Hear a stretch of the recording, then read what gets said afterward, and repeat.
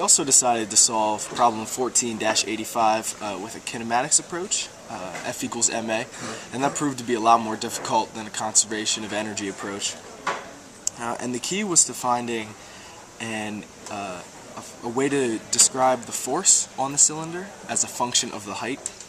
And we drew some diagrams here in state 1 and state 2 of what's happening in this problem as the motion goes on.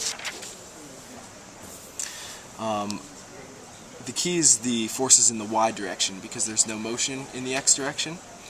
So looking at just the forces of the spring, normally the force of a spring equals the spring constant times the distance it travels, and in this case that's 40 times the quantity, the root h squared plus 4 minus 2. But that's the force of the spring along the spring. We just need the force in the y direction.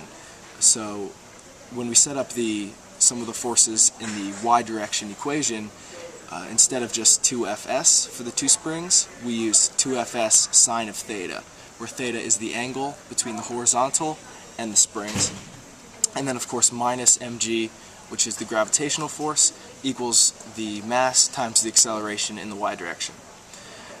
We have too many variables though. We need to relate theta to h in some way, and just using some basic trigonometry we find that theta equals the inverse tangent of h over 2. So plugging this in, we get the new modified equation with no thetas, only h's. We also sum the forces in the x direction, and of course there's no acceleration in the x direction. So just reiterating this equation, the first part is the force of the spring, but that's the force along the distance of the spring in that direction. So we need to use some trigonometry to get it only in the y direction.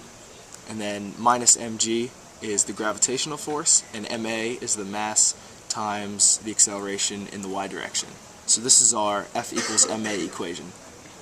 We then use the relationship a ds equals v dv, and integrating over the distance, the s or h distance 3, we plugged that in, and we got 24.244 equals v squared over 2, and v equals 6.96 meters per second.